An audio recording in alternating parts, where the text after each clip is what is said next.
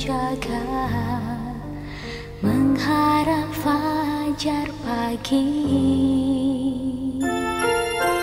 Begitu rindu hatiku berada dekatmu.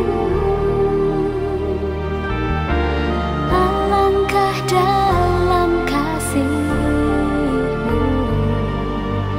memenuhi hidupku.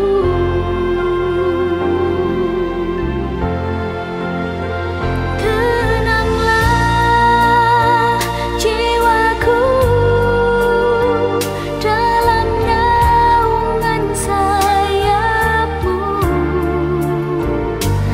menembus awan kelabu, pandang kemuliaan-Mu.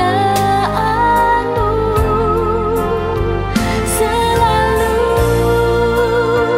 ku rindu lekat dalam hati-Mu,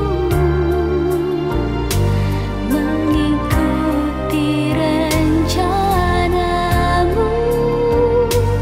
Yesus Tuhan Rajaku.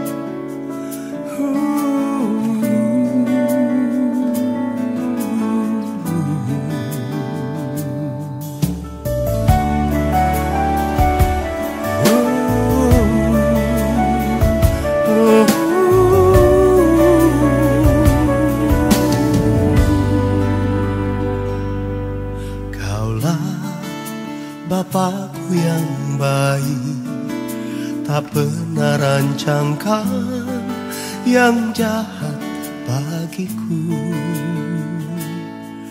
Kaulah Bapakku yang setia, tak pernah biarkan ku jalan sendiri. Kasih-Mu bagai embun yang turun tiap pagi, selalu baru bagiku. Janji-Mu penopang hidupku, ku percaya padamu, Kau Bapa yang baik.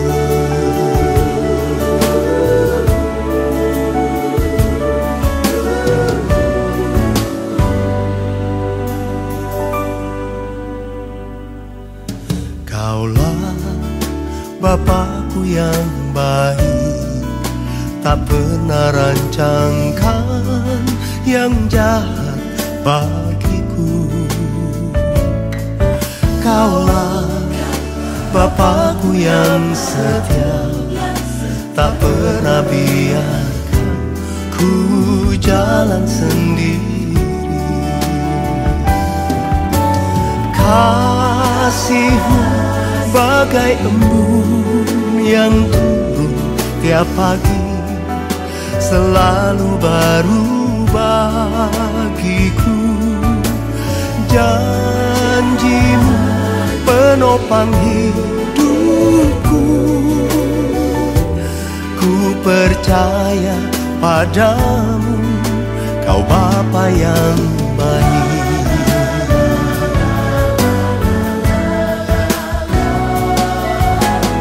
Kasih-Mu bagai embun yang turun tiap pagi, selalu baru bagiku. Janji-Mu penopang hidupku, ku percaya padamu, Kau Bapa yang baik. Oh, janji-Mu penopang hidupku, ku percaya padamu, Kau Bapa yang baik. Kau Bapa yang baik. Kau Bapa yang baik.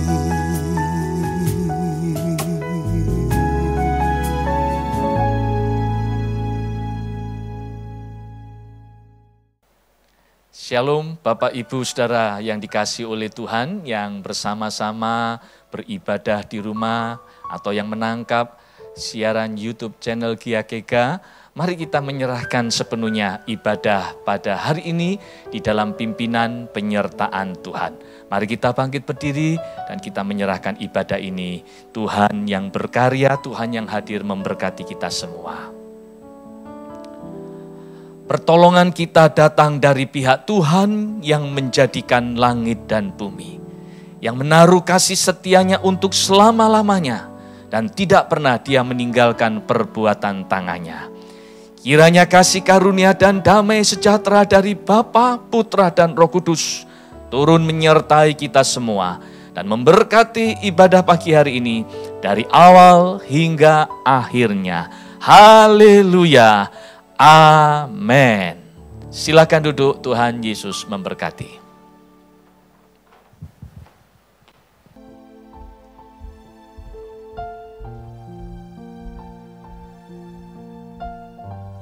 Jemaat yang dikasihi Tuhan, kembali kita bersyukur karena kita boleh beribadah pada saat ini. Kita bersyukur karena kita sedang masuk masa-masa penantian untuk pencurahan Roh Kudus. Dan saya yakin saat ini Roh Kudus yang ada di dalam kita sedang membawa kita untuk menikmati ibadah, menyembah dan memuji Dia. Dan saya rindu dimanapun kita berada, baik yang berada di tempat ini maupun di rumah masing-masing, boleh merasakan hadirat Tuhan yang turun atas setiap kita tanpa kecuali. Bagi nama Tuhan. Haleluya. Tuhan, nama-Mu selalu di dalam doaku, berkuasa atasku. Tuhan, ku bawa rinduku, ku nyatakan Engkau Tuhan di hidupku. Bagi nama Tuhan kemuliaan, kejayaan. Nama-Mu berkuasa, diam dalam hadirat-Mu. Engkau tetap Tuhan, ditinggikan Di atas segala di atas segalanya. Tempat ini dipenuhi nama Tuhan.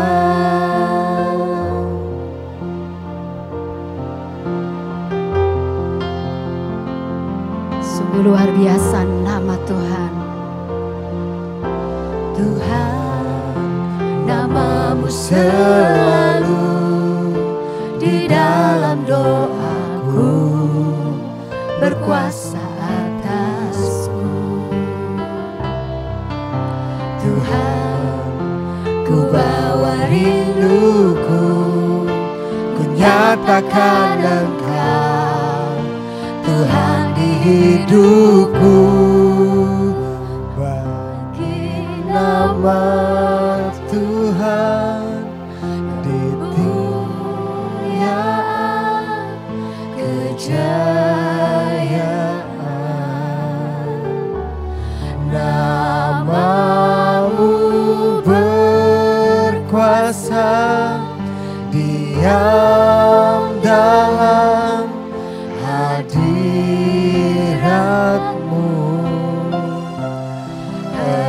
Engkau tetap Tuhan, ditinggikan di atas segalanya. Rumah kami dipenuhi nama Tuhan. Bagi nama Tuhan, Bagi nama Tuhan kemuliaan, kejayaan.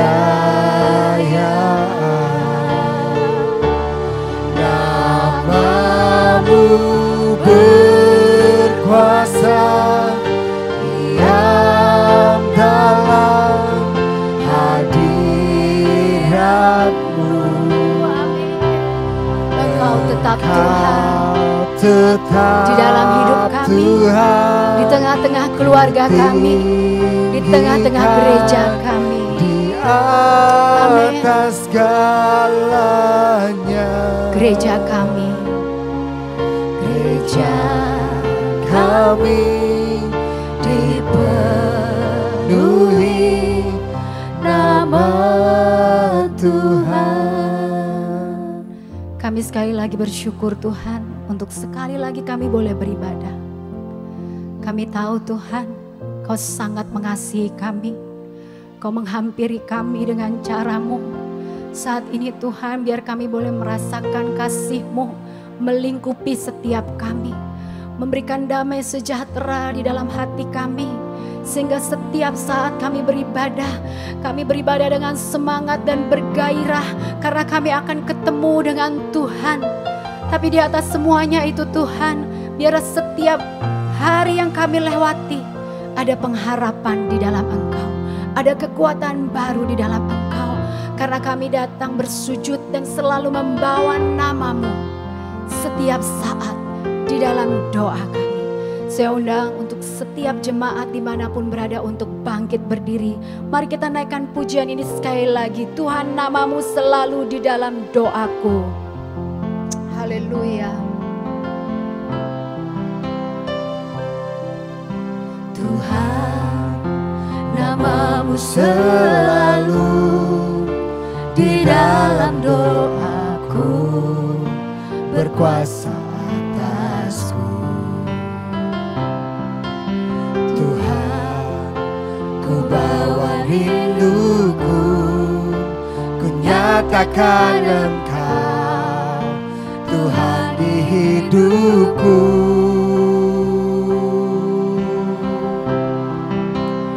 Bagi nama Tuhan kemuliaan, kejayaan. Nama-Mu berkuasa, diam dalam hadirat-Mu. Engkau tetap Tuhan, ku tinggikan di atas segalanya. Tempat ini dipenuhi nama Tuhan. Bagi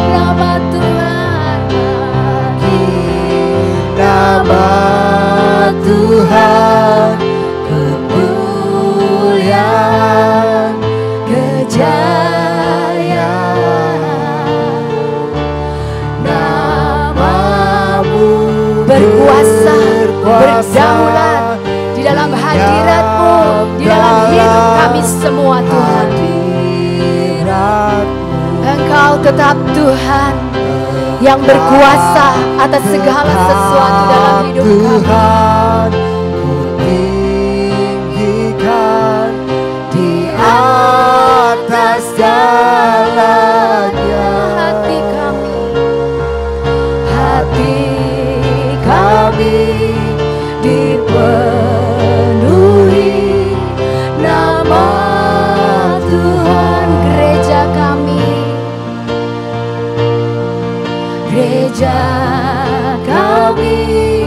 dipenuhi, kota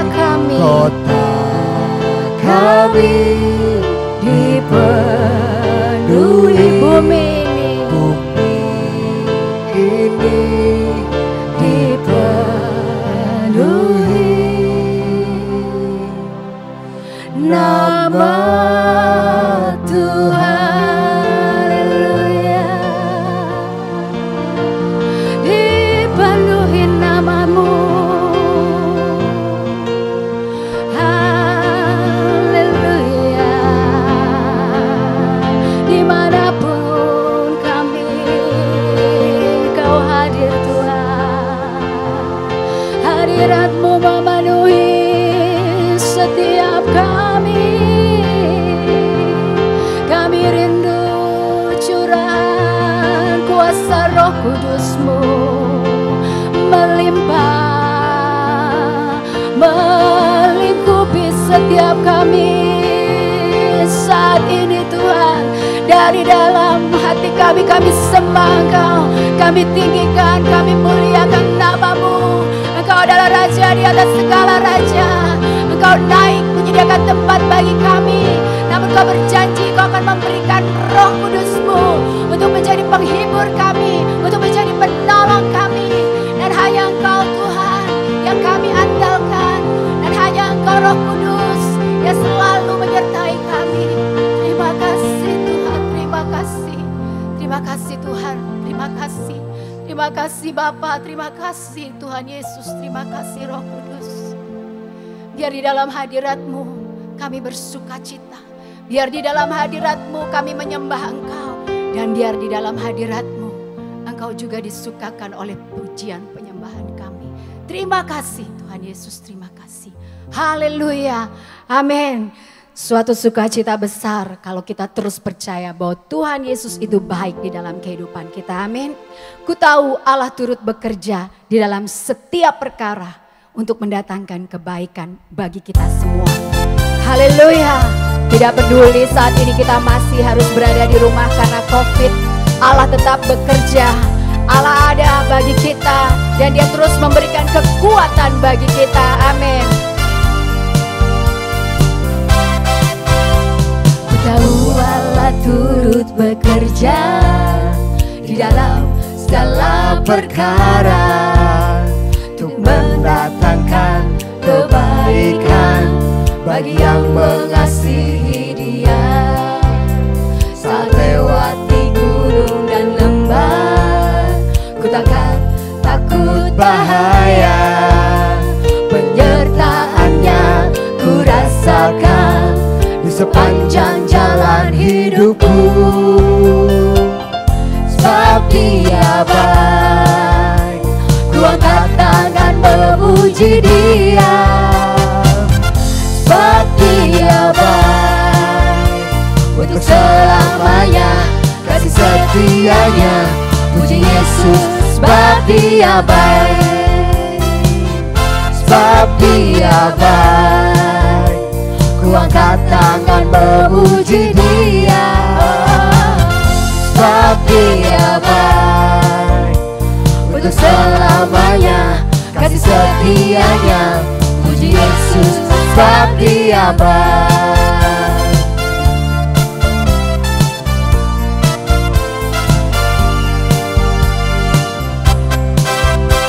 Ku tahu Allah turut bekerja di dalam segala perkara untuk mendatangkan kebaikan bagi kita yang mengasihi Dia. Saat lewati gunung dan lembah, ku takkan takut bahaya. Penyertaan-Nya ku rasakan di sepanjang jalan hidupku. Katakan sama-sama. Sebab Dia baik, ku angkat tangan memuji Dia. Sebab Dia baik, sebab Dia baik, untuk selamanya kasih setia-Nya. Puji Yesus, sebab Dia baik. Sebab Dia baik, ku angkat tangan memuji Dia. Amin. Sebab Dia baik, untuk selamanya kasih setia-Nya. Puji Yesus, sebab Dia baik. Sebab Dia baik, ku angkat tangan memuji Dia. Sebab Dia baik, untuk selamanya kasih setia-Nya. Puji Yesus, sebab Dia baik. Sebab Dia baik, sebab Dia baik, ku angkat tangan memuji Dia. Sebab Dia baik, untuk selamanya kasih setia-Nya. Puji Yesus, sebab Dia baik. Sebab Dia baik, sebab Engkau sungguh baik. tangan memuji Dia. Amin.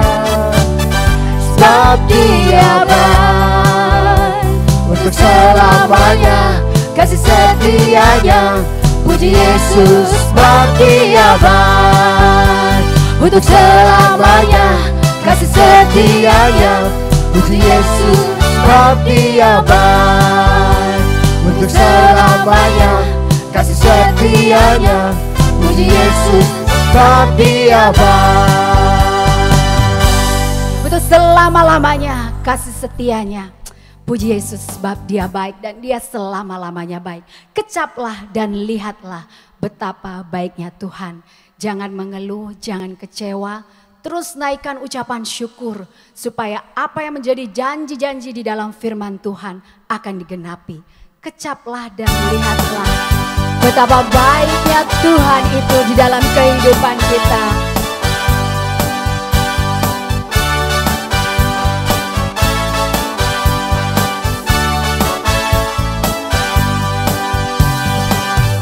Kecaplah dan lihatlah betapa baiknya Tuhan itu.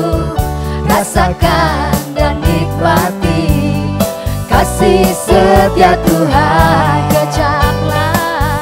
Kecaplah dan lihatlah betapa baiknya Tuhan itu. Rasakan dan nikmati kasih setia Tuhan. Syukur bagimu Tuhan, segala hormat bagimu Tuhan. Allah yang mengasihiku, Allah yang memeliharaku. Syukur bagimu Tuhan, segala hormat bagimu Tuhan. Allah yang mengasihiku, Allah yang memeliharaku selamanya. Kecaplah dan lihatlah. Kecaplah dan lihatlah betapa baiknya Tuhan itu. Rasakan dan nikmati kasih setia Tuhan. Kecaplah dan lihatlah betapa baiknya Tuhan itu. Rasakan dan nikmati kasih setia Tuhan. Syukur bagimu Tuhan, segala hormat bagimu Tuhan. Allah yang mengasihiku, Allah yang memeliharaku. Syukur bagimu Tuhan, segala syukur, segala hormat bagimu Tuhan. Allah yang mengasihiku, Allah yang memeliharaku. Syukur bagimu Tuhan, segala hormat bagimu Tuhan. Allah yang mengasihiku, Allah yang memeliharaku. Syukur bagimu Tuhan. Amin. Segala hormat bagimu Tuhan. Yes. Allah yang mengasihiku, Allah yang memeliharaku. Syukur bagimu Tuhan. Haleluya. Segala hormat bagimu untuk kebaikan-Mu. Allah yang mengasihiku, Allah yang memeliharaku selamanya. Selamanya. Selamanya. Syukur bagimu Tuhan, Allah yang mengasihiku, Allah yang memeliharaku, Allah yang menjadi kekuatan bagiku dan bagi kita semua untuk kita melewati setiap hari bersama dengan Tuhan. Teduhkan hatimu. Saya tahu masalah COVID ini mungkin masih menjadi sebuah persoalan di dalam kehidupan kita. Kita tidak lagi bisa bebas seperti dulu. Tapi ketika kita belajar untuk taat, ketika kita belajar untuk menuruti apa yang diperintahkan oleh pemerintah, kita sama-sama berdoa dan berseru kepada Tuhan, biarlah COVID-19 ini segera berlalu. Dan kita akan melihat penyertaan Tuhan yang sempurna, keajaiban demi keajaiban di dalam kehidupan kita dan keluarga kita. Kekuatan di hidupku kudapat hanya dalam Yesus. Amin Tuhan Yesus, amin.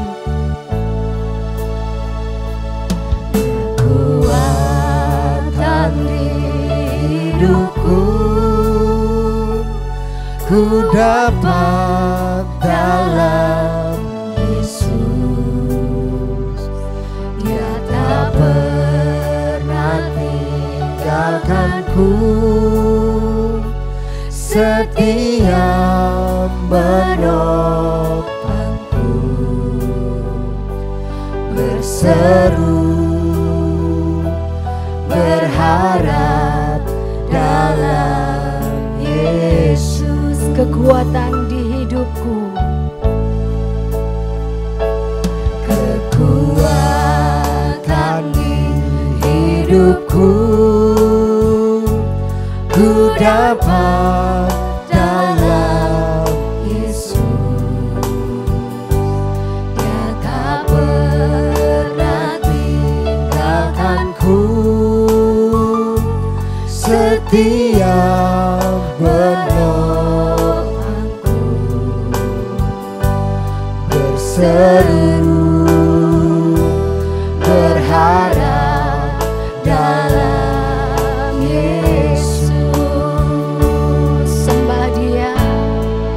Ajaib Kau Tuhan, penuh kuasa, sanggup pulihkan keadaanku. Ini iman kami Tuhan, Dalam Kau sanggup memulihkan keadaanku. seluruh hidupku tak akan goyah selamanya. Ajaib Kau Tuhan, Tuhan penuh kuasa, kuasa, penuh otoritas untuk setiap yang terjadi dalam kehidupan kami Tuhan. keadaanku dalam tangan-Mu, seluruh hidupku tak akan goyah selamanya. Kekuatan Kekuatan di hidupku, ku dapat dalam Yesus. Dia tak pernah tinggalkanku, setia menopangku, berseru berharap dalam Yesus. ajaib Kau Tuhan, Ajaib Kau Tuhan, penuh kuasa, sanggup pulihkan keadaanku. Dalam tangan-Mu, seluruh hidupku tak akan goyah selamanya. Ajaib Kau Tuhan, Ajaib, ajaib Kau Tuhan, penuh kuasa. Kau yang sanggup memulihkan keadaanku. dalam tangan-Mu, seluruh hidupku tak akan goyah selamanya. Ajaib Kau Tuhan, penuh kuasa, sanggup pulihkan keadaanku. Benar Tuhan, Dalam tangan-Mu yang penuh dengan kuasa itu, kuserahkan seluruh hidupku. Ajaib Kau Tuhan, lebih lembut lagi. Ajaib Kau Tuhan, penuh kuasa, sanggup pulihkan keadaanku. Persiapkan kami Tuhan Dalam untuk mendengarkan kebenaran firman-Mu. seluruh Ya Roh-Mu di dalam kami saat ini, membawa kami untuk bertemu dengan Engkau. Lebih lembut sekali lagi. ajaib Kau Tuhan, penuh kuasa. Roh Kudus Kau hadir. Ku Roh Kudus Kau hadir. Roh Kudus Kau hadir di tengah-tengah kami. Bawa kami Tuhan untuk bertemu dengan Engkau secara pribadi lewat kebenaran firman-Mu. tak akan goyah selama, Tak akan goyah, tak akan goyah selama, tidak akan goyah. tak akan goyah selamanya.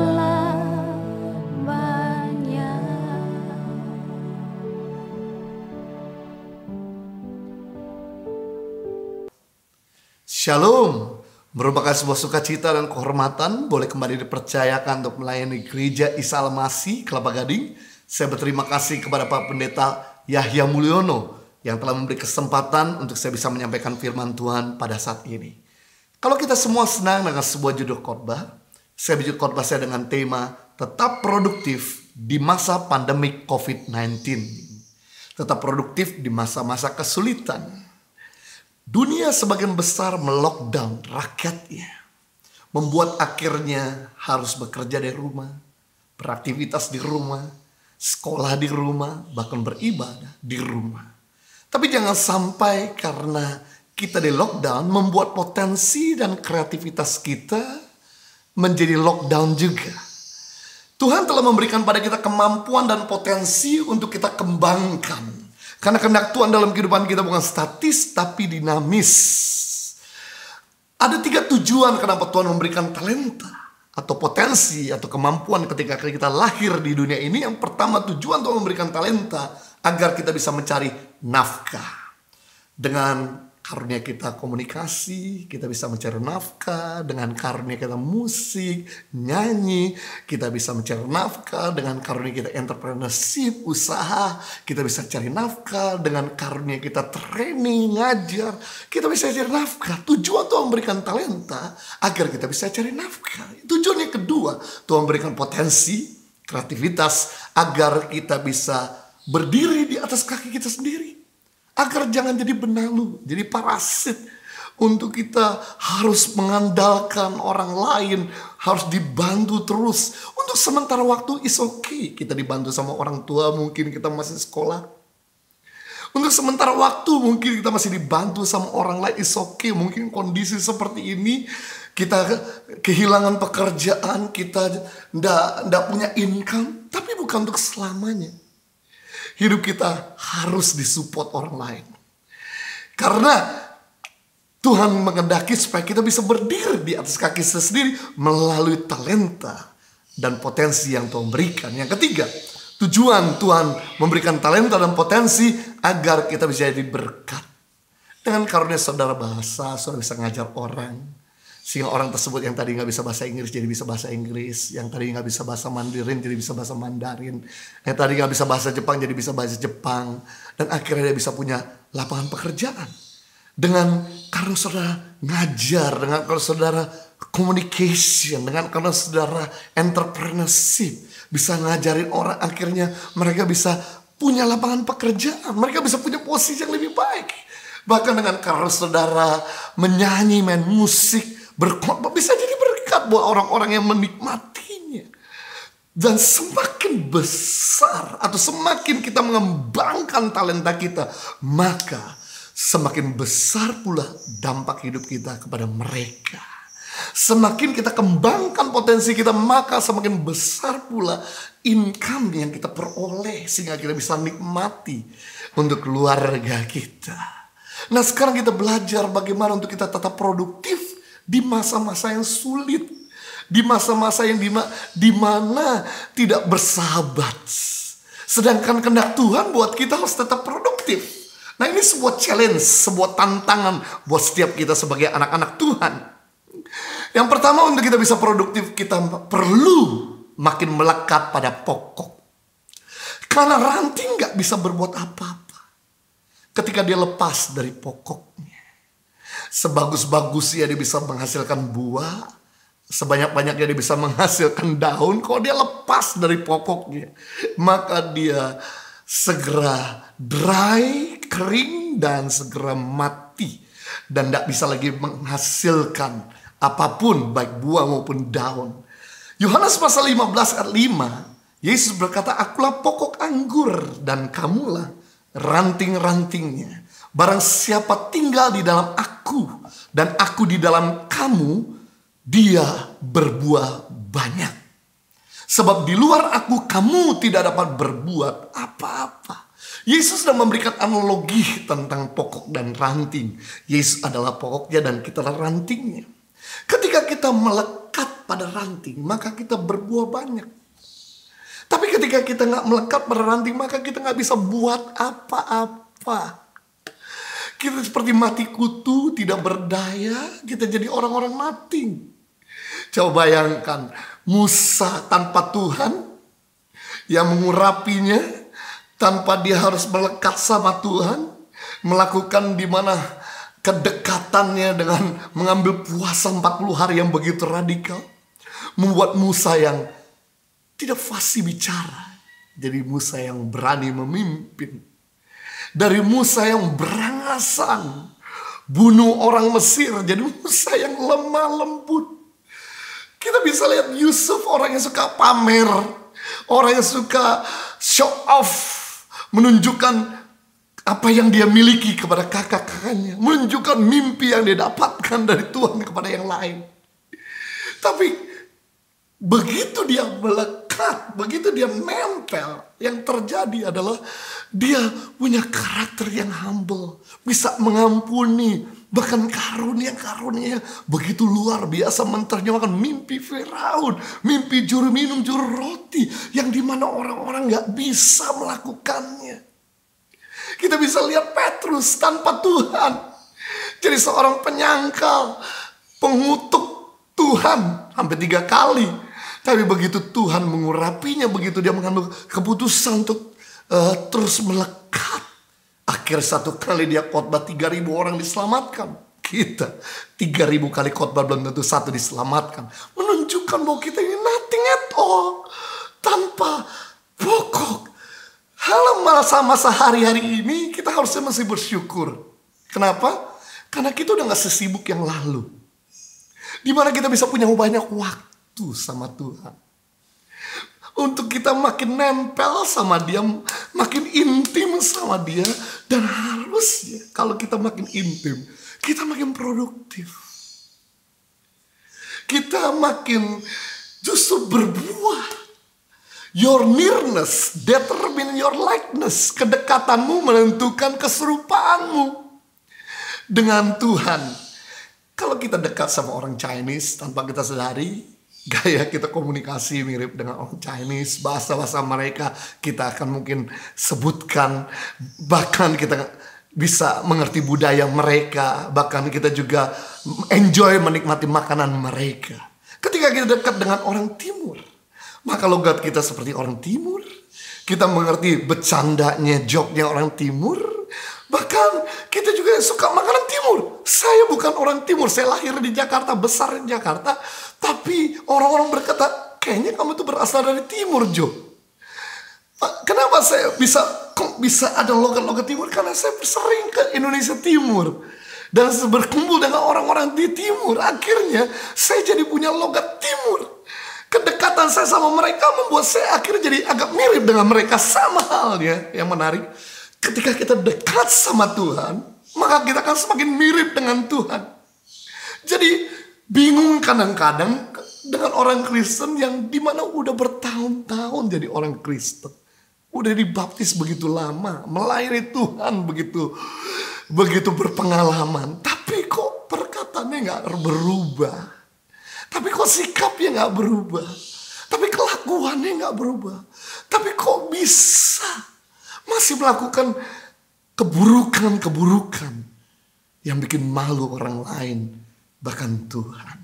Karena mungkin kita gak sungguh-sungguh melekat. Kita gak taruh hati kita untuk melekat sama Tuhan. Saya pasti sangat yakin ketika kita berani menyerang jadwal padat kita, dan kita betul-betul makin melekat sama Tuhan, maka orang akan lihat perbuatanmu dan mereka akan berkata, berubah banyak. Lazarus, orang pemungut cukai, banyak memeras rakyat di daerah Yeriko dengan menarik pajak karena dia dibayar oleh orang-orang Romawi untuk memeras bangsanya sendiri. Itu sebabnya orang-orang membenci pemungut cukai, karena pemungut cukai merupakan pengkhianat bangsa sendiri. Tapi yang terjadi ketika Sakius betul-betul sungguh-sungguh mencari Tuhan, sementara dia dihalang-halangin orang untuk ketemu Tuhan, tapi dia berusaha mencari cara. Apapun yang penting, saya bisa ketemu Tuhan, bisa lihat Tuhan. Walaupun badannya pendek, dia harus naik ke atas pohon. Dan betul, kesungguhannya mencari Tuhan membuahkan hasil yang luar biasa. Sampai Yesus meminta untuk dia turun dari pohon, dan Yesus makan bersama-sama dengan Sakius. Dan ketika Sakius berjumpa dengan Yesus, membuat Sakius bisa begitu dahsyat perubahannya. Dia menjual hartanya separuh kepada orang miskin. Dia menjual hartanya dan kemudian membagikan separuh hartanya pada orang miskin. Bahkan orang-orang pernah dia peras, dia kembalikan 4 kali lipat. Sehingga akhirnya orang-orang di Yeriko tidak lagi mengenal Sakius yang jahat, Sakius yang kejam, yang tidak punya belas kasihan, tapi Sakius yang bermurah hati. Amazing, kita lihat di mana perempuan Samaria ketika berjumpa sama Tuhan, dia punya 5 pria selingkuhan, tapi begitu dia ketemu Tuhan, melekat sama Tuhan, akhirnya dia tinggalkan kehidupan lamanya. Dia kembali kampung halamannya, dia bawa satu kota, orang-orang di kota itu kepada Tuhan. Saulus yang terkenal dengan bengis, jahat, pembunuh orang-orang Kristen, tapi begitu dia ketemu Tuhan dan melekat sama Tuhan, jadi Paulus yang begitu penuh kasih, menjadi pelayan Tuhan yang begitu luar biasa. Saya percaya apapun kondisi kita, apapun kejahatan dan keburukan, apapun keadaan kita hari ini, mungkin kita udah gak berdaya karena kita kangen pekerjaan. Selama kita melekat sama Tuhan, saya pastikan bahwa kita pasti tetap produktif, berbuah banyak. Di luar Tuhan kita tidak bisa buat apa-apa. Yang kedua, bagaimana kita tetap produktif? Yang kedua, menjadi pelaku kebenaran. Menjadi pelaku kebenaran. Yesus berkata dalam Matius pasal 7:21, bukan orang yang berseru-seru Tuhan yang masuk kerajaan Allah, tapi orang yang melakukan kehendak Tuhan. Bukan orang yang bernubuat demi nama Tuhan yang masuk kerajaan Allah, tapi mereka yang melakukan kehendak Tuhan lah yang masuk kerajaan Allah. Berarti Yesus sedang memberi penjelasan bahwa bukan orang yang pandai bicara, bukan orang yang hebat tahu firman yang membuat mereka akhirnya bisa diterima, membuat mereka akhirnya bisa tetap bersama dengan Tuhan, tapi mereka-mereka lah yang jadi pelaku firman Tuhan, yang akan tetap berjalan bersama dengan Tuhan. Mari kita lihat firman Tuhan dalam Matius pasal 7 ayat 22 sampai 27. Setiap orang yang mendengarkan perkataanku ini dan melakukannya, ia sama dengan orang yang bijaksana, yang mendirikan rumahnya di atas batu.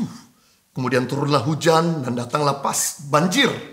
Lalu angin melanda rumah itu, tapi rumah itu tidak rubuh, sebab didirikan di atas batu. Tetapi setiap orang yang mendengar perkataanku ini dan tidak melakukannya, ia sama dengan orang bodoh yang mendirikan rumahnya di atas pasir. Kemudian turunlah hujan dan datanglah banjir. Lalu angin melanda rumah itu sehingga rubuhlah rumah itu dan hebatlah kerusakannya. Yesus sudah memberikan penjelasan untuk kita tetap kokoh, tetap produktif di masa bahaya. Di masa yang tidak bersahabat, yaitu kita perlu jadi orang yang bijaksana. Yesus sudah menjelaskan 2000 tahun yang lalu, dan kita udah sering baca ayat ini. Ada orang bijaksana dan yang kedua orang yang bodoh. Orang bijaksana adalah orang yang mendengar firman Tuhan dan melakukannya. Dia seumpama dengan seorang yang sedang membangun rumah. di atas batu karang. Yang kedua adalah orang bodoh. Dia adalah orang yang mendengar firman Tuhan, tapi tidak melakukannya. Ia sama dengan orang yang mendirikan rumahnya di atas pasir. Yang menarik di sini, mereka sama-sama jadi begitu luar biasa megah, baik, tanpa kehangatan sangat dahsyat. Tapi yang membedakan adalah materialnya. Waktu tidak ada masalah, waktu tidak ada badai atau tidak ada kondisi yang tidak bersahabat, kelihatannya baik. Tapi begitu datang masalah, datang pencobaan, datang tekanan, maka yang didirikan di atas batu karang tetap solid, sedangkan yang tidak didirikan di atas batu karang dia rubuh hancur, dan hebatlah kerusakannya. Tentu kita nggak mau apa yang kita lakukan hari ini menjadi sia-sia. Pastikan bahwa kita bukan cuma jadi orang yang suka dengar firman di YouTube, di IG orang, bahkan kita jadi orang yang bukan cuma hebat melahap pasal yang begitu banyak dalam Alkitab, tapi yang Tuhan butuhkan adalah kita menjadi pelaku. Sebab pencobaan itu tidak pernah kita ketahui kapan itu datang, karena nggak pernah diundang, dia datang kapan saja. Yang penting di sini kita nggak usah takut dengan pencobaan yang datang. Kita nggak usah takut dengan pencobaan yang sedang menekan kita. Yang kita lakukan adalah, mari kita bangun rumah kita di atas batu karang yang teguh. Itu menjadi pelaku firman Tuhan. Begitu kita jadi pelaku firman Tuhan, mau badai, mau kekurangan, mau pengkhianatan, kita akan tetap produktif. Kita akan tetap berdiri tegap. Orang yang melakukan firman Tuhan sama dengan orang yang tinggal dalam kerajaan yang tergoncangkan. Segala sesuatu akan tergoncangkan. Tapi mereka yang tinggal dalam kerajaan Allah, mereka tidak tergoncangkan. Matius pasal 6 ayat 33, tetapi cara dahulu kerajaan Allah dan kebenaran, maka semua ditambahkan. Di sini Tuhan sedang mengajarkan untuk kita jangan salah orientasi. Biarlah orientasi kita jangan menginginkan yang tenang. Jangan menginginkan yang nyaman.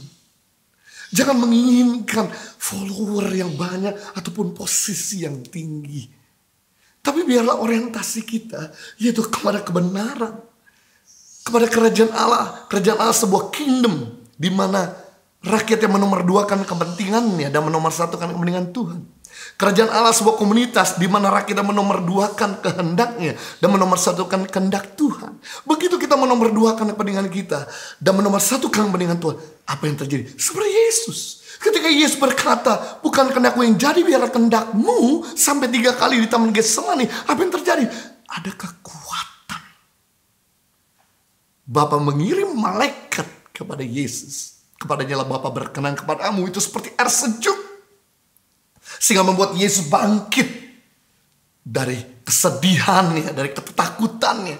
Sehingga akhirnya Yesus menjadi seseorang yang begitu berani, begitu siap menghadapi kayu salib dan orang-orang yang siap menjahati dia. Berarti hal yang sama.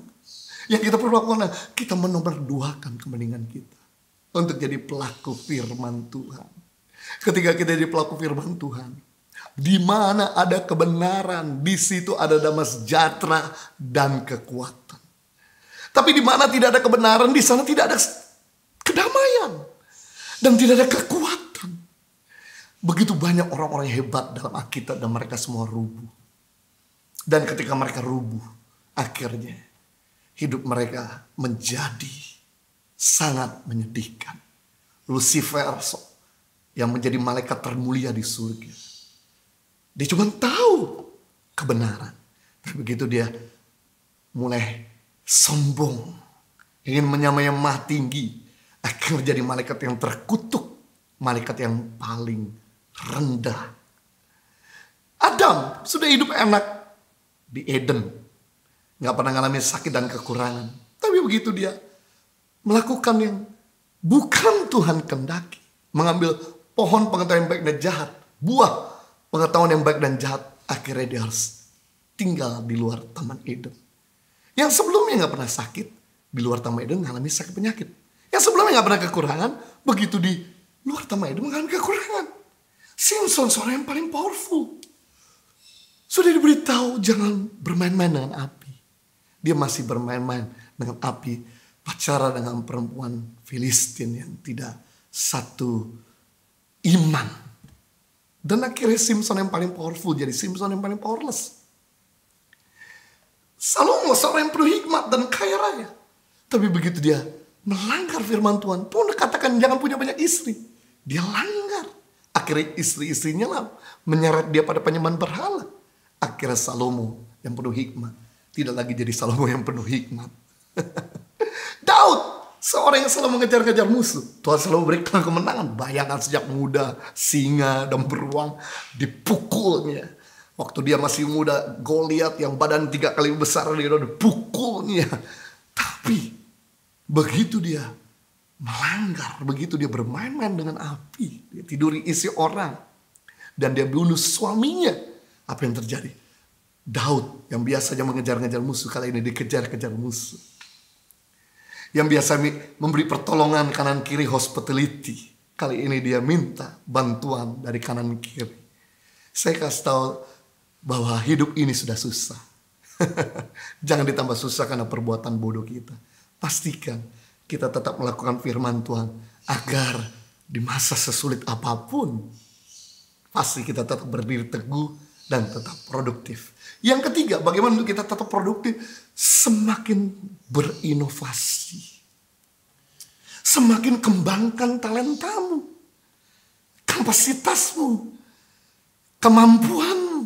Roma pasal 12 ayat 2, janganlah kau menjadi serupa dengan dunia ini, tetapi berubahlah oleh pembaruan budimu, sehingga kamu dapat membedakan mana kehendak Allah, apa yang baik, yang berkenan pada Allah dan yang sempurna. Tuhan menghendaki untuk kita mengupgrade cara berpikir kita. Untuk kita jangan sama lagi dengan yang kemarin. Jangan sama dengan dunia. Kita gak suka baca koran kemarin karena udah basi. Kita gak suka dengan baca majalah yang sudah bulannya lewat. Karena udah gak relevan lagi. Kita suka dengan yang baru. Sama halnya. Kalau kita mau tetap produktif, kita harus tunjukkan bahwa kita bisa tetap bersaing, tetap upgrade, tetap menghasilkan yang baru. Harusnya kita ini bukan lagi hanya bisa sama dengan yang kemarin. Jadi sebetulnya musuh terbesar dalam hidup kita ini bukan orang lain. Bukan kompetitor kita. Tapi musuh terbesar di dalam hidup kita itu diri kita sendiri. Makanya itu sebabnya berani beat kemampuanmu yang kemarin. Mereka berani kalahkan keberhasilanmu yang minggu lalu. Jangan puas dengan keadaanmu hari ini.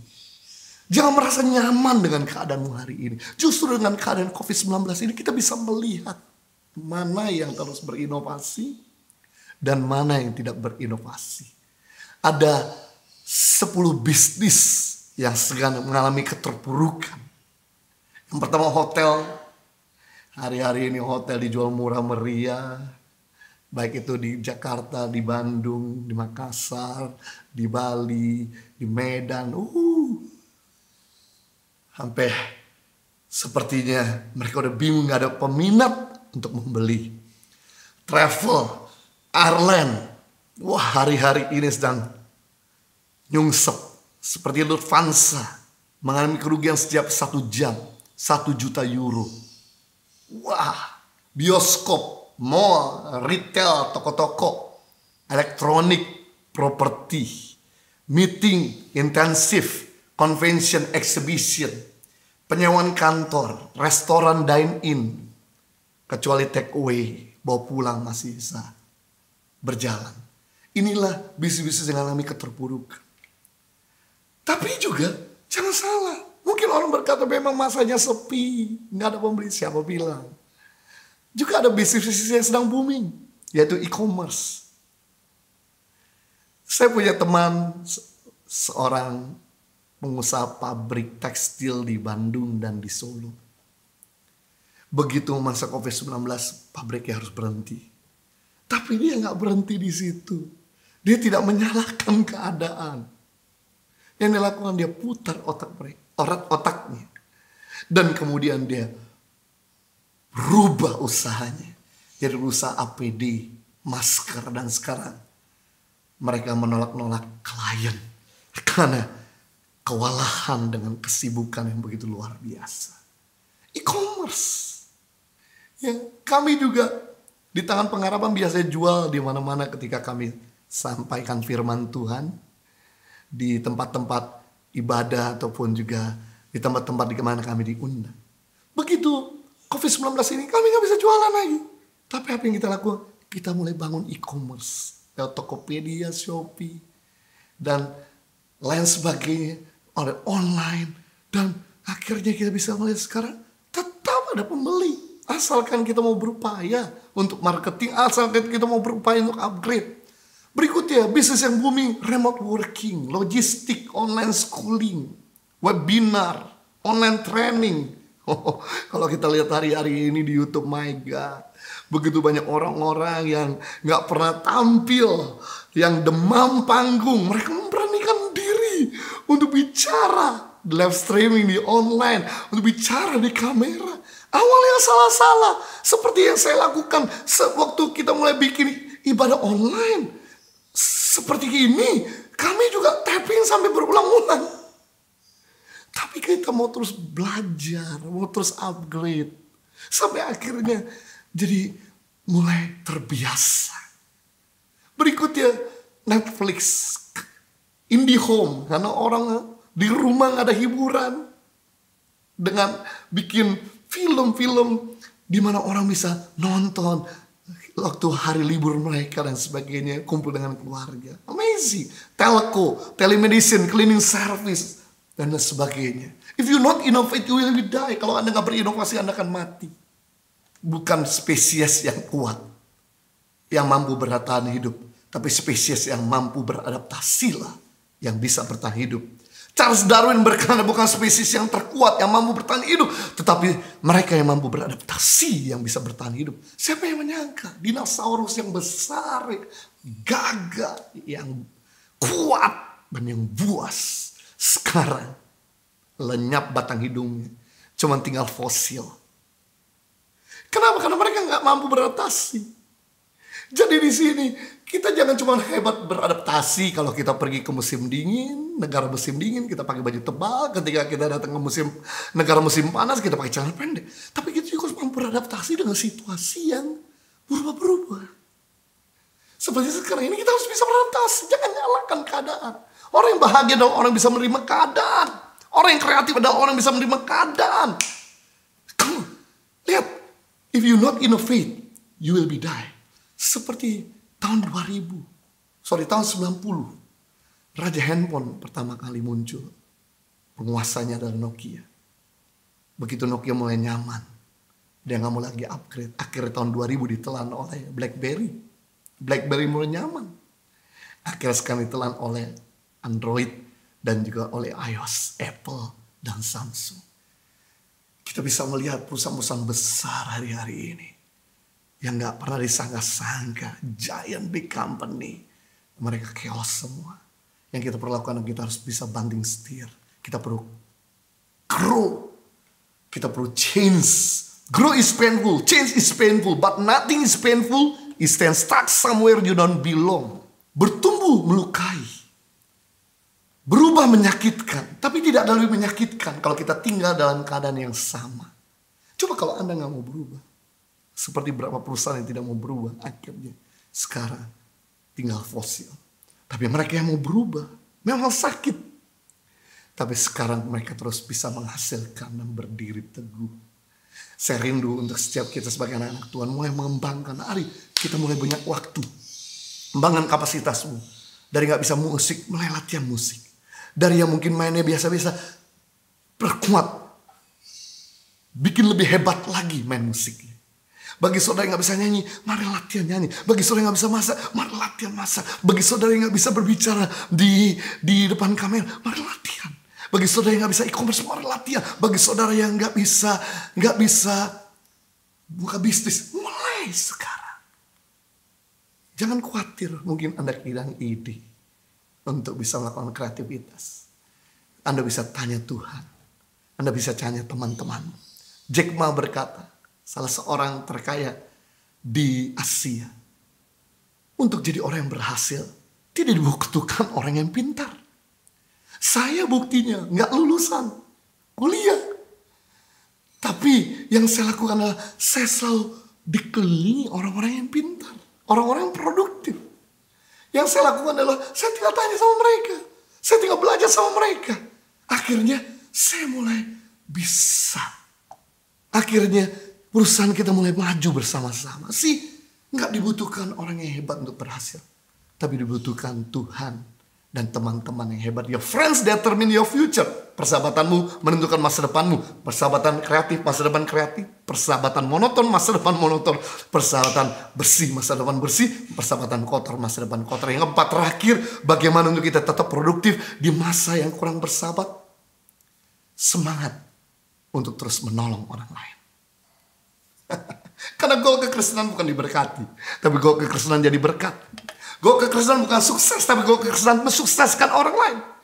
Jadi jangan bangga kalau kita tuh hari ini bisa makan, bisa punya pekerjaan. Banggalah kalau kita bisa memberi makan buat yang lain, bisa menciptakan lapangan pekerjaan buat yang lain. Jangan bangga Anda sehat, banggalah kalau Anda bisa menyehatkan orang lain. Itu bukti bahwa kita pasti produktif. Karena orang yang produktif itu dia bukan cuma bisa mampu berdiri di atas kaki sendiri, tapi dia bisa kontribusi. Roma 15 ayat 1 dan 2. Kita yang kuat wajib menanggung kelemahan orang yang tidak kuat. Dan janganlah kita mencari kesenangan kita sendiri. Setiap orang di antara kita harus mencari kesenangan sesama demi kebaikannya untuk membangunnya. Firman Tuhan jelas mengatakan kita yang kuat membantu yang lemah. Kita yang kuat secara makan. Bagilah buat mereka yang kekurangan dalam makan. Baru kemarin tim kami membagikan bukan cuma sembako. 2.500 bagi supir-supir, bagi orang yang kehilangan lapangan pekerjaan, bagi orang miskin yang sedang dalam keadaan keterpurukan di masa COVID-19 ini. Tapi kita juga bagi makanan kepada mereka yang tunawisma.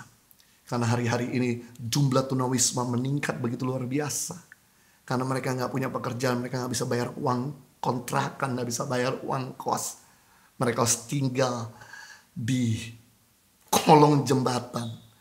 Bahkan mengagetkan seorang supir angkot yang masih muda. Income-nya yang biasa ratusan ribu, 100 ribu, 150, 20 ribu aja belum dapat. Dalam satu hari. Istrinya masih hamil. Harus tinggal di luar. Ketika tim kami coba memberikan bantuan buat mereka. Mereka menangis. Mereka terharu di masa-masa perut lapar. Di masa istri kami lagi hamil. Tiba-tiba datang bantuan. Itulah firman Tuhan berkata, baiklah kita yang kuat wajib menolong yang lemah. Kita yang bisnisnya jalan, ayo. Tahun ini janganlah pernah berpikir tahun keuntungan. Tahun ini tahun kehidupan. Untuk bisa hidup suatu anugerah buat kita di tahun ini. Jangan mikirkan untung dulu. Tapi mari pikirkan bagaimana kita bisa membantu. Bagaimana kita bisa menolong. Membuktikan bahwa kita adalah yang dewasa. Harus membantu yang lemah. Karena yang menarik adalah dalam Matius 5 ayat 7. Berbahagialah orang yang murah hatinya. Karena mereka akan beroleh kemurahan. Orang yang murah hati beroleh kemurahan. Murah hati itu artinya mudah membagi. Mudah mengerti. Mudah melepas. Mudah menaruh belas kasihan bagi orang lain. Mudah berbuat baik. Sedangkan lawan daripada murah hati adalah lawan murah apa? Mahal. Mahal hati. Mahal hati artinya sukar membagi, sukar mengerti, sukar menaruh belas kasihan kepada orang lain, sukar mengampuni. Apa yang terjadi ketika kita mudah melepas? Surga mudah melepas. Ketika kita menahan, surga juga akan menahan. Kenapa kita merasa seperti langit berubah di tembaga, tanah berubah di besi? Apa yang kita kerjakan tidak pernah ada hasil. Apa yang kita doakan tidak pernah turun. Karena kita menahan. Ada orang menahan harta begitu luar biasa, nama selalu berkekurangan. Tapi yang menarik, ada orang membagi harta begitu luar biasa, namun selalu berkelimpahan. Berarti kita bisa melihat jaminan untuk keamanan finansial dalam masa-masa sulit adalah belajar membagi. Sekali lagi, keamanan secara finansial bagi anak-anaknya yaitu belajar membagi. Kalau kita mau aman secara finansial, mari yang kuat menolong yang lemah. Kita ini kan dunia expenses sudah gak begitu besar seperti yang lalu. Mari kita bisa bagi buat mereka.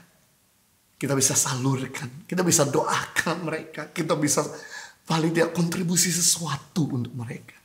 Dan ketika mereka kita tolong, maka mereka akan doakan kita.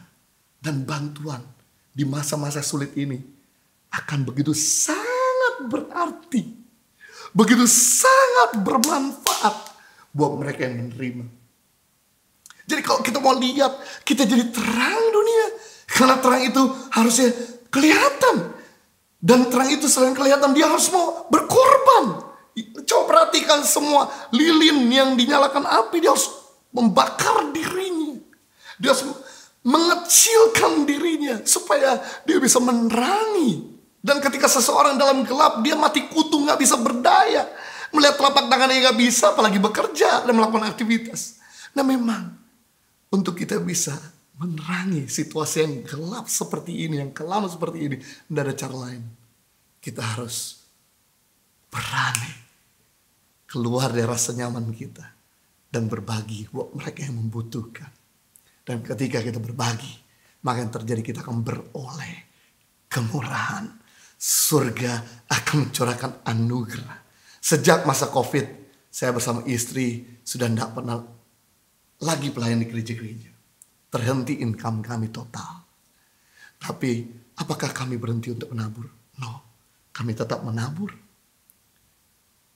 Bukan cuma untuk di Yayasan Tangan Pengharapan saja, tapi juga kepada orang-orang yang membutuhkan. Bahkan kami juga ingat pendeta-pendeta yang seperti kami, yang dimana tidak punya gereja, yang gak bisa bikin ibadah online. Yang kami lakukan, kami mulai bagi apa yang kami punya untuk mereka. Dan yang menarik, ketika kami bagi, rekening di bank kami tiba-tiba ada yang isi. Gak pernah kami alami sebelum-sebelumnya. Memang income kami gak sebesar seperti yang lalu. Tapi kami hidup dalam anugerah Tuhan. Mujizat tak terduga-duga terjadi. Why? Karena kita belajar berani untuk menabur, untuk membagi, untuk berbagi. Mari kita berdoa. Bapa di surga, kami bersyukur untuk kebenaran firman-Mu yang telah menginspirasi kami dan menolong kami. Sehingga kami hari ini betul-betul ditarik kapasitas kami dan cara berpikir kami supaya kami tetap produktif. Jangan sampai masa seperti ini membuat kami jadi bantet, menjadi tidak bisa maksimal. Yang pertama yang kami bisa lakukan untuk kami tetap produktif masa COVID-19 ini, yaitu kami mau tetap melekat sama Tuhan. Yang kedua, kami mau menjadi pelaku firman-Mu. Yang ketiga, kami mau terus berinovasi. Dengan terus berpikir. Dengan kami bertanya sama Tuhan. Dengan kami bertanya sama yang lain. Belajar dari Tuhan, belajar dari yang lain. Belajar dari tokoh-tokoh di Alkitab. Dan yang keempat, kami juga terus semangat membagi. Karena ketika hati kami gembira, maka itulah obat yang manjur. Ada lebih berbahagia memberi daripada menerima. Membuktikan orang yang membagi, maka ada sukacita. Ketika seseorang memiliki sukacita, dia jadi produktif. Ketika kami melakukan 4 hal ini, maka kami percaya kami akan melewati musim yang penuh dengan tantangan ini. Dan kami akan tetap produktif. Dan kami akan terus jadi terang, jadi berkat bagi keluarga kami, bahkan bagi kerajaan Tuhan dan bagi yang lain. Demi nama Yesus, kita semua sudah diberkati, sama-sama katakan amin. Tuhan memberkati. Atas nama jemaat dan majelis Gereja Isa Al-Masih Kelapa Gading, saya mengucapkan terima kasih untuk pelayanan Bapak Pendeta Johannes Kristianus yang saya percaya pasti menjadi berkat bagi kita semua untuk kita semakin produktif di tengah-tengah masa krisis yang sedang terjadi karena virus corona yang mewabah di seluruh dunia ini. Karena itu biarlah kita selalu terus bergantung, berharap kepada Tuhan, dan bikin terobosan baru bersama dengan Tuhan, sehingga kita pun melihat bagaimana Tuhan pun berkarya di dalam kehidupan kita. Puji Tuhan. Saudara-saudara yang dikasihi Tuhan, kami memberikan pengumuman bahwa akan diadakan ibadah pra-Pentakosta pada tanggal 28 Mei dan 29 Mei. Itu disiarkan ya lewat YouTube, channel YouTube GKK jam 6 sore pukul 18.00 tanggal 28 dan 29 Mei. Lalu kemudian berlanjut di ibadah bersama dengan Remaja Bagi Kristus tanggal 30 Mei pukul 17.30 jam 5:30 petang. Dan puncak acara ibadah kita merayakan Pentakosta bersama pada tanggal 31 Mei jam 8 pagi. Biarlah Bapak Ibu, Saudara sekalian bisa mengikuti ibadah online ini dan menikmati berkat-berkat Tuhan.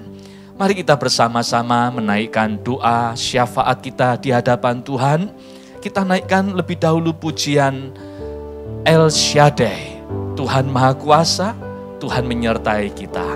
Tak usah ku takut, Allah menjagaku, Allah menjagaku. Tak usah ku bimbang, Yesus peliharaku, Yesus peliharaku. Tak usah ku susah, Roh Kudus hiburku. Tak usah ku cemas, Dia memberkatiku. Tak usah ku cemas, Dia memberkatiku. El Shaddai, El Shaddai, El Shaddai, Allah Maha Kuasa. Dia besar, Dia besar, Dia besar. El Shaddai mulia. El Shaddai, El Shaddai, Allah Maha Kuasa. Berkatnya melimpah, berkatnya melimpah. El Shaddai. Dengan lembut musik mengalunkan pujian ini. Seperti pujian ini Tuhan, kami tidak takut. Sebab Engkau Tuhan yang menyertai kami. Kami tidak bimbang, kami memegang teguh janji firman-Mu. Kami tidak susah, kami tidak cemas. Karena Roh Kudus penolong penghibur yang senantiasa menyertai kami. Terima kasih Tuhan, kami percaya ada rencana Tuhan yang indah di balik mewabahnya virus corona ini. Kami percaya Tuhan, rencana-Mu adalah rencana yang terbaik bagi kami. Kami sudah mendengar firman Tuhan. Kami tidak akan menyerah menghadapi kondisi yang ada saat ini. Justru kami semakin produktif. Kami rindu mengalami terobosan-terobosan yang besar bersama dengan Tuhan. Karena itu Tuhan, Engkau yang menjamin hidup kami, Engkau yang menyertai kami, Engkau meneruskan karya-Mu di dalam kehidupan kami. Berkati kami semua, apapun pekerjaan, bisnis, pelayanan, apa saja yang kami kerjakan, biarlah Tuhan membuatnya berhasil. Terima kasih, kami bersyukur untuk campur tangan Tuhan atas kehidupan kami. Dan saat ini kami juga berdoa untuk bangsa dan negara yang kami cintai. Tuhan, kami mohon belas kasihan-Mu. Biarlah Engkau melawat bangsa kami di saat seperti ini. Kami sadar, kami lemah, kami tak berdaya. Namun kami punya Tuhan yang Maha Kuasa, El Shaddai, yang menjadi perisai di dalam kehidupan kami. Engkau menuntun, menyertai, membela hidup kami Tuhan. Dan bahkan Engkau memberkati kami semua. Kami berdoa untuk pemerintah yang ada, baik yang ada di pusat maupun di daerah-daerah. Tuhan memberikan hikmat kebijaksanaan sehingga dapat memimpin, mengelola dengan baik. Apa yang terjadi saat ini dapat teratasi dengan baik, dengan hikmat kebijaksanaan yang datang dari Tuhan. Juga seluruh rakyat bangsa Indonesia, Tuhan terus menolong, memberikan pengertian, kebijaksanaan, hikmat kepada kami, untuk kami dapat mengikuti protokol, instruksi dari pemerintah, untuk menjaga jarak, menjaga kesehatan, menjaga kebersihan, sehingga kami pun diberikan kemampuan untuk memutus rantai penularan penyebaran virus corona COVID-19 ini. Terima kasih Tuhan, berkati bangsa kami, lawat bangsa kami, dan kami melihat perkara-perkara besar terjadi, kebangunan rohani terjadi, kemuliaan Tuhan dinyatakan atas bangsa kami, dan bahkan seluruh suku bangsa yang ada di dunia ini. Tuhan melawat, Tuhan memberkati. Terima kasih, kami bersyukur untuk ibadah pada hari ini. Tuhan menyertai, Tuhan memberkati hamba-hamba yang sudah melayani, Bapak Pendeta Johannes Kristianus, WL Singers, pemain musik, operator LCD maupun soundman. Tuhan berkati kami semua, dan seluruh kami juga yang sudah menangkap siaran ini. Tuhan memberkati kami semua. Sebentar kami akan mengakhiri ibadah ini, biarlah berkat Tuhan turun atas kami semua. Saudara yang dikasihi Tuhan, setelah engkau bersama-sama menikmati ibadah pada hari ini, terimalah berkat Tuhan, kasih setia Tuhan, damai sejahtera Bapa, kasih sayang Tuhan Yesus Kristus, dan persekutuan dengan Roh Kudus kiranya menyertai, memberkati hidupmu hari ini, bahkan sampai Maranatha, Tuhan Yesus datang dan menjemput kami semua menjadi mempelai Tuhan. Haleluya. Amin. Mari kita bersyukur untuk kasih setia Tuhan, untuk kemurahan Tuhan yang sanggup memulihkan kita. Ku bersyukur atas kasih setiamu. Ku bersyukur atas kemurahan-Mu. Kau pulihkan hidupku. Ku bersyukur Tuhan. Ku bersyukur atas kasih setiamu. Ku bersyukur atas kemurahan-Mu. Kau pulihkan hidupku. Ku bersyukur Tuhan. Ku bersyukur Tuhan.